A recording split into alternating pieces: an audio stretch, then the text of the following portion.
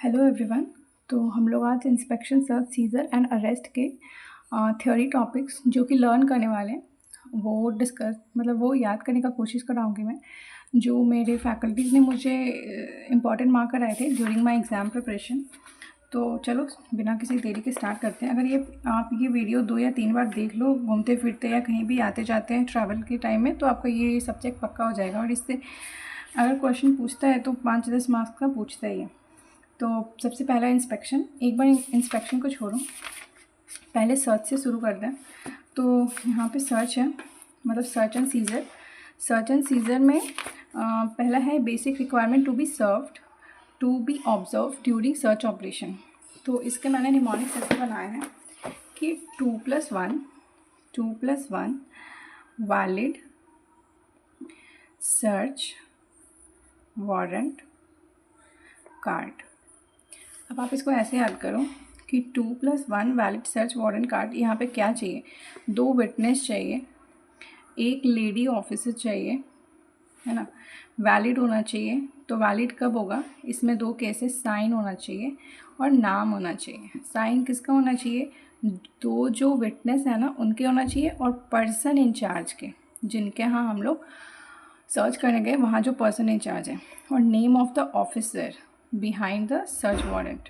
ठीक है। अब सर्च, ये जो सर्च में आया कि जो ऑफिसर है ना वो खुद को सर्च कराएगा before and after execution of operation. Search operation जो कर रहा है ना ऑपरेशन के। अब वारंट से यही आ जाएगा कि वैलिड सर्च, जो सर्च वारंट है वो वैलिड होना चाहिए। तो ये जो सर्च वारंट है वो वैलिड होना चाहिए। उसके बाद कार्ड, आइडेंटिटी कार्ड जो है ना, यहाँ आइडेंटिटी कार्ड ऑफिसर जो है वो शो करेगा किसको? पर्सन इंचार्ज को, ताकि वो एग्जीक्यूट कर सकें। तो इसका निमोनिक्स तो आपको याद हो गया, 2+1 वैलिड सर्च वारंट कार्ड, ऐसे याद कर लो। तो यहाँ एक बार बुक से देख लो। 2+1, 2 में आया पहला, सबसे पहला कि हमारे पास ना ये 2 इंडिपेंडेंट विटनेस होना चाहिए, लोकेलिटी से लेके आएंगे। ठीक है। 1 में आया मेरा एक लेडी ऑफिसर होना चाहिए। अब 2+1 वैलिड होगा, सिग्नेचर चाहिए पर्सन इंचार्ज का और 2 विटनेसेस का। सिग्नेचर हो जाने के बाद फिर एक और वैलिड में क्या चाहिए? नेम चाहिए, नेम ऑफ द ऑफिसर होना चाहिए बिहाइंड द सर्च वारंट। ठीक है।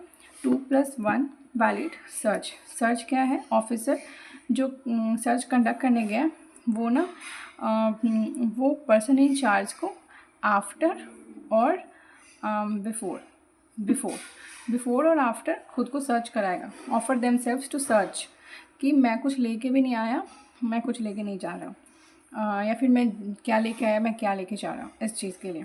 तो सर्च वारंट से क्या आएगा?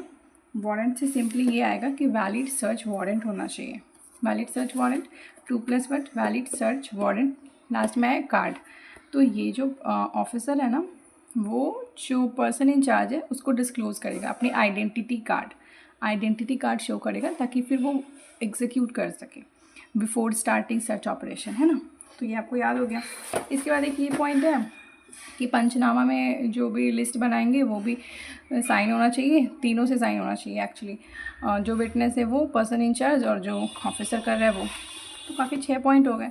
तो आप एग्ज़ाम में आएंगे तो आराम से लिख सकते हो, 4-5 नंबर से ज़्यादा का आता नहीं है, तो इतने सारे पॉइंट्स लिखने नहीं, इसलिए मैंने आपको इतने पॉइंट्स याद करा दिए। दूसरा आया कंटेंट, है ना। सर्च वारंट में कंटेंट क्या होनी चाहिए? तो सर्च वारंट जो होता है वो तो रिटन अथॉरिटी होता है कि हाँ भाई जाओ किसी के यहाँ सर्च करना है। तो जॉइंट कमिश्नर और या उसके ऊपर का बंदा ऑथोराइज़ करता है रिटन में, वो सर्च वारंट लेके ऑफिसर जाता है। तो किसके यहाँ जाके सर्च करेगा? किसी VIPs के यहाँ ही होते हैं सर्च मोस्टली। ऐसे याद करो कि सर्च किन के यहाँ होते हैं? VIPs के यहाँ होते हैं। तो VIPs, तो आप ऐसे याद कर सकते हो कि NND ऑफ VIPs ने VPS, NND ऑफ VPS। अब इसका स्क्वायर, तो NND ऑफ VPS। तो आप यहाँ से याद करो कि NND किसके, NND इशूइंग ऑफिसर के, और NND हो गया ऑर्थराइज पर्सन, ऑर्थराइज जिसको ऑर्थराइज किया, तो ऑर्थराइज्ड पर्सन के, ऑर्थराइज पर्सन के। बी से आया वायलेशन क्या किया, क्यों सर्च कर रहे हैं, और वैलिडिटी क्या है। पी से आया प्रीमाइस, कौन सा प्रीमाइस सर्च करना है, एंड फिर पी से आया प्लेस, प्लेस के साथ डेट भी होता है, एंड एस से आया serial number of search warrant. आप यहाँ से देखो, यहाँ से देखो, यहाँ पे आया वायलेशन, इसका होता है NND, मतलब N and D, N and D, nature and designation of person authorized, N and D, nature and designation of issuing officer। दो हो गया। N and D of VIPs, तो VI नहीं आया, VPS ऐसे याद कर लो, VIPs VPS। तो वायलेशन, वायलेशन किसका किया, V से वायलेशन, V से वैलिडिटी, राइट, VIPs। P से है प्रीमाइस, P से है place, date and place, and S से है सीरियल नंबर। तो ये कंटेंट आपको आई गेस याद हो गया। अब लास्ट में सेफ गार्ड, सर्च में एक पॉइंट है safeguard, safeguard provide कराना जिनके सर्च हुआ है। तो certain safeguard are provided in section 67 in respect of power of search and seizure. तो यहाँ पे seize goods and documents should be retained beyond, should not be retain beyond the period. अच्छा, इसका मैंने mnemonic क्या बनाया, देखो safe guard के लिए निमोनिक्स है कि डिस्पोज फोटो रिटेन। ये आप ऐसे याद कर सकते हो ना, मान लो आपका नया नया ब्रेकअप हुआ है, तो आपको अपना हार्ट का सेफ गार्ड करना है, तो आप एक काम करो 6 महीना ले लो मूव ऑन करने के लिए।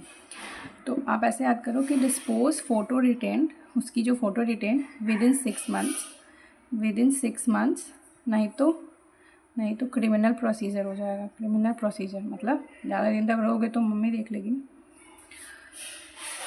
तो आप यहाँ से ऐसे याद करोगे ना, तो डिस्पोज में आएगा। अच्छा, अब देखो डिस्पोज से क्या आया, डिस्पोज से आया कि पेरिशेबल नेचर के जो गुड्स है उसको डिस्पोज कर दो इमीडिएटली।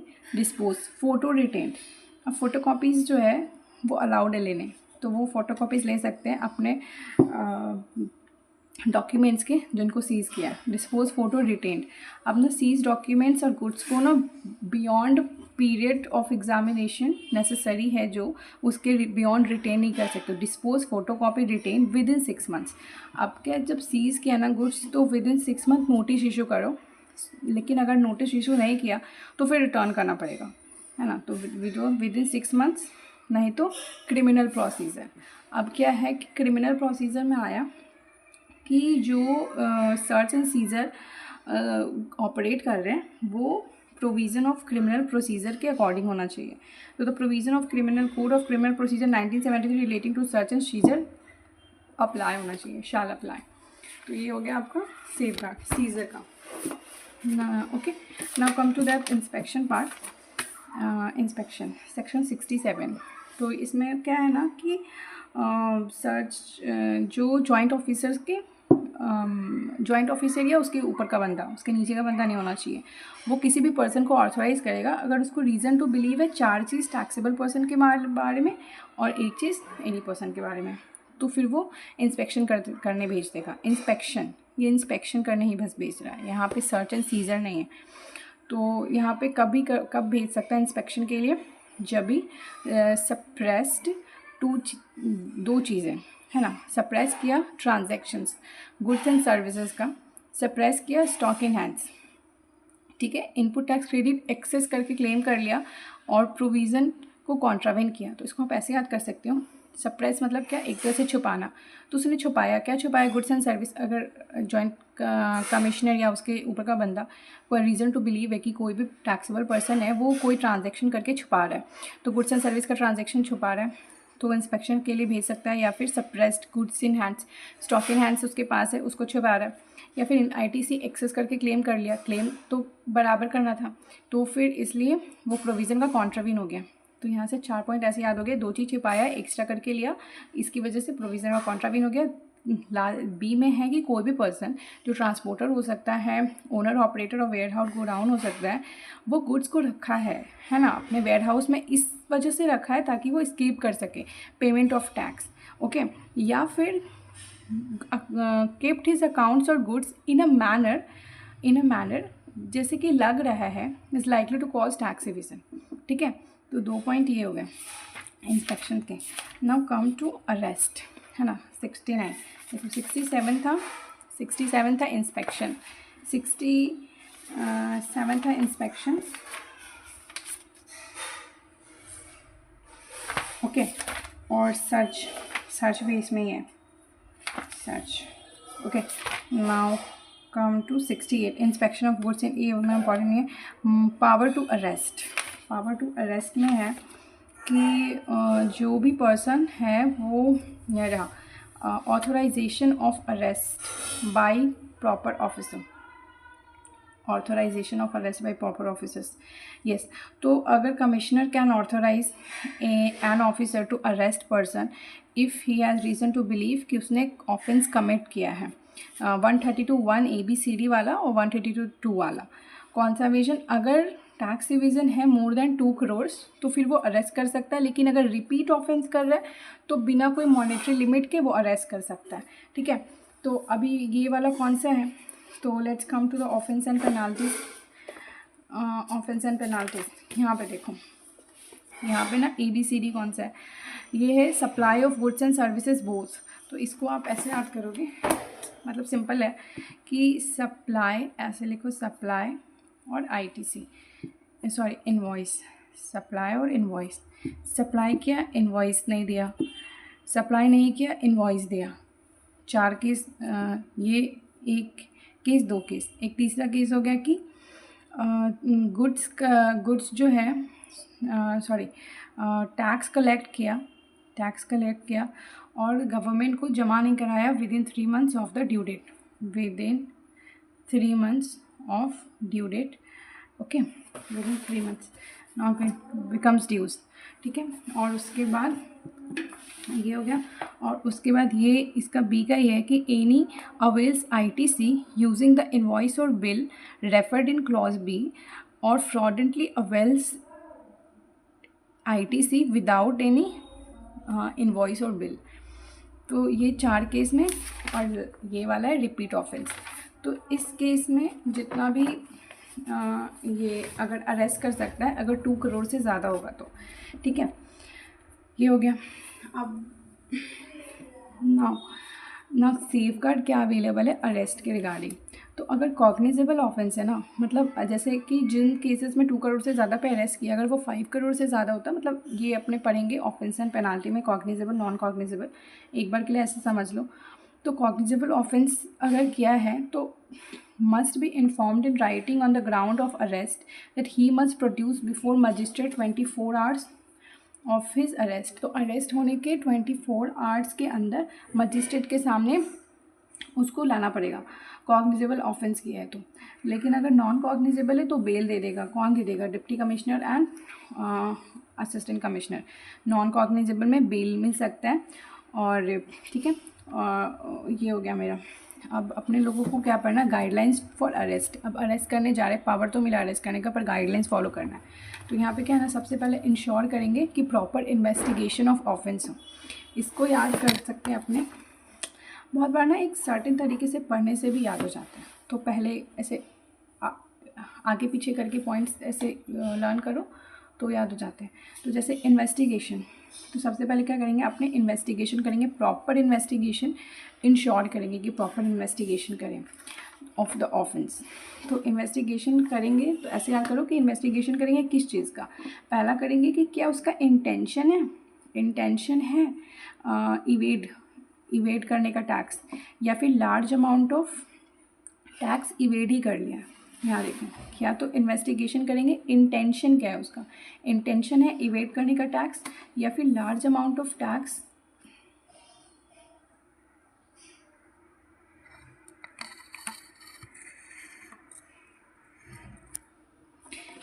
या फिर large amount of tax evade ही कर लिया, ठीक है। तो हम लोग पहले देखेंगे, यहाँ देख लिया इंटेंशन एंड लार्ज अमाउंट, दो चीज़ यहाँ देखो। Where the intent to evade evident and element of the guilty mind is palpable and large amount of evasion of tax, दो चीज़। उसके बाद क्या है ना, एब्सकॉन्डिंग पर्सन को भागने से बचाना। पहले इन्वेस्टिगेशन करना, फिर दो चीज़ आया, अब एब्सकॉन्डिंग क्यों करेंगे, तीसरा पॉइंट, एक पॉइंट ये हुआ, दो पॉइंट ये तीसरा पॉइंट हुआ, चौथा में आया एब्सकॉन्डिंग में क्या आएगा ना, दो चीज़ कि जो वो भाग जाएगा तो भागने के बाद क्या करेगा, वो इंटिमिडेट कर सकता है जो भी पर्सन, इन्फ्लुएंस कर सकता है विटनेस को, या फिर टेम्परिंग कर सकता है विद एविडेंस को, है ना। तो वो भाग के क्या करेगा, prevention of the possibility of tampering with evidence and intimidating and influencing witnesses, ये दो चीज़ें बचाने के लिए, ठीक है। उसके बाद एक लास्ट का ये पॉइंट देख लेना कि मास्टरमाइंड और की ऑपरेटर जो है कौन है एक्चुअली, जो कि डमी नाम पे इंपोर्ट एक्सपोर्ट करा रहा है, डमी कंपनीज बना करके, ठीक है, मतलब जो भी है, effecting proxies import in name of the dummy non existing person, मतलब नॉन एग्जिस्टिंग डमी पर्सन के नाम पे कौन इंपोर्ट एक्सपोर्ट कर रहा है, मास्टरमाइंड कौन है सब चीज़ के पीछे बीच में। तो यहाँ पे हो गया कि पहले सबसे पहले क्या, इन्वेस्टिगेशन प्रॉपर होना चाहिए, इंश्योर करें, वो दो चीज़ है कि इंटेंशन और large amount of tax evasion, intention of evasion of tax, large amount of tax evasion. यहाँ पे आ गया एब्सकॉन्डिंग, क्योंकि वो क्या कर सकता है, टैम्पर कर सकता है एविडेंस को, भाग के क्या करेगा, भाग के जाके पहले तो मार देगा जो विटनेस उसको, या फिर इन्फ्लुएंस करेगा, या फिर डरा देगा, या फिर एविडेंस को ख़त्म कर देगा। तो ये हो गया मेरा क्या था यहाँ पे, केयरफुल कंसिडरेशन, कि क्या केयरफुल कंसिडरेशन रखना चाहिए, ठीक है। अब power to summon person give, अब समन के रिगार्डिंग देखो, ये वाला क्वेश्चन है ना, गाइडलाइंस फॉर इशूइंग समन, ये RTP 23 में आया था, फिर नवंबर 24 के एग्जाम में आ गया। ओके, तो लेट्स डिस्कस दिस।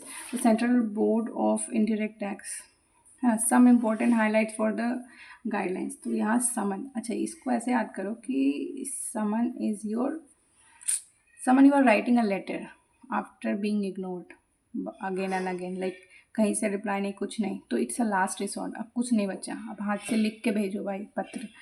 तो यहाँ है someone is a last resort, कि समन लास्ट रिजॉर्ट होता है जब SSC है ना आर नॉट कोऑपरेटिंग, जब वो कोऑपरेट नहीं कर रहा।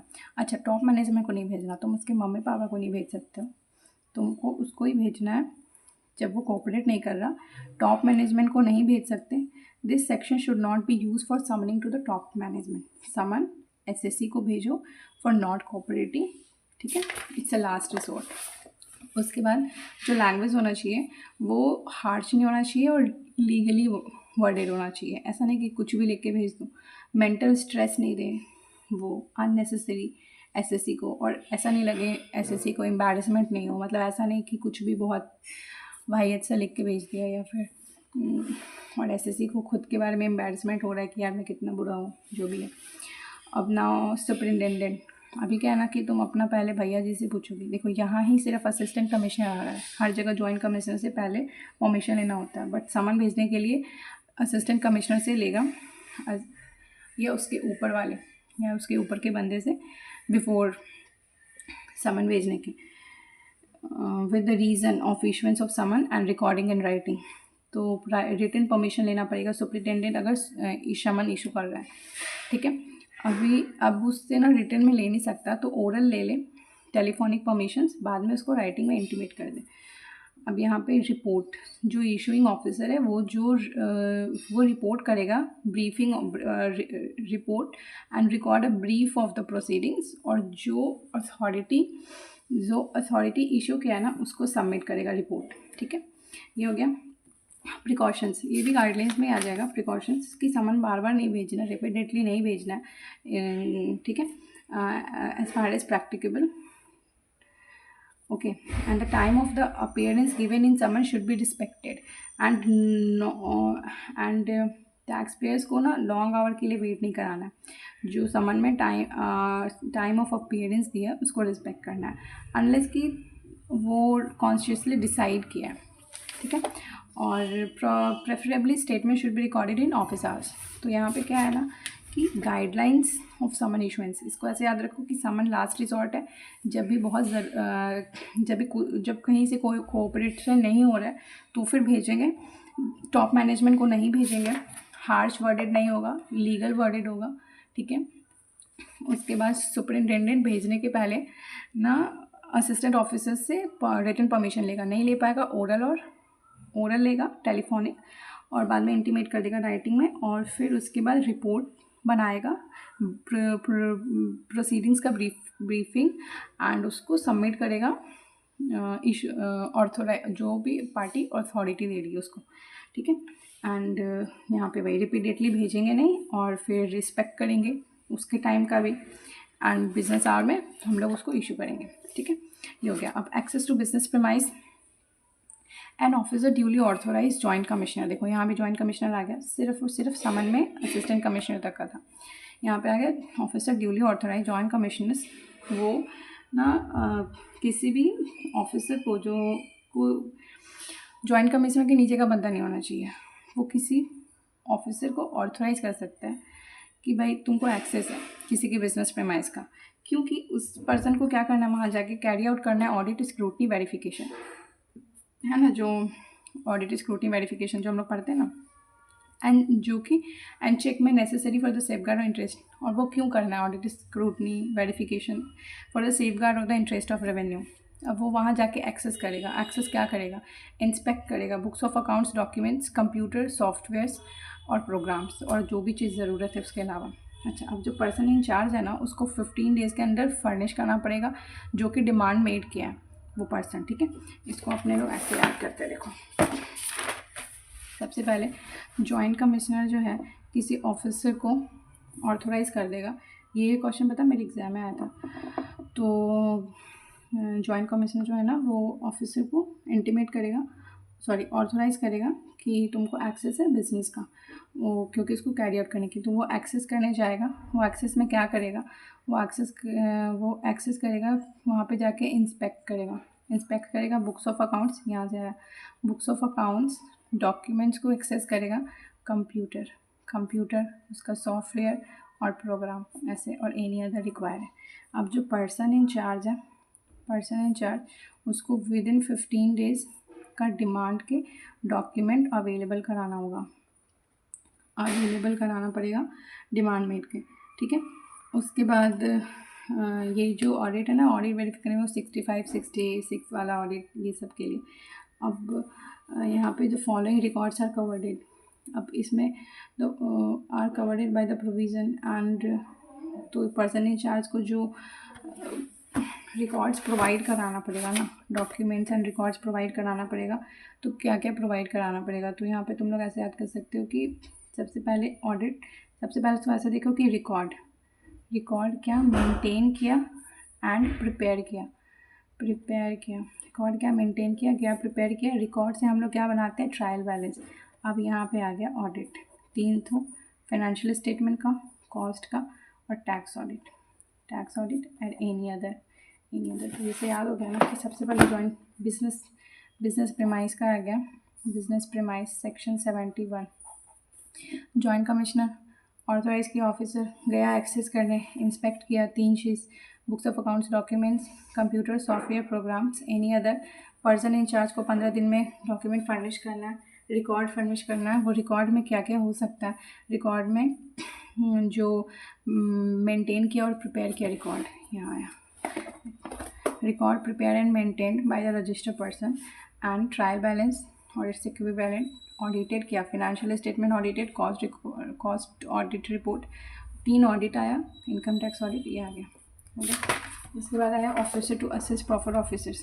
ये तो सिंपल है, एक क्वेश्चन भी एग्जाम में आया हुआ है कि किसका हेल्प ले सकते हैं। Officer have been empowered are required to assist, अगर वो कहीं पे सर्च सीजर ये सब करने गया तो ऑफिसर को किसका हेल्प मिल सकता है ना।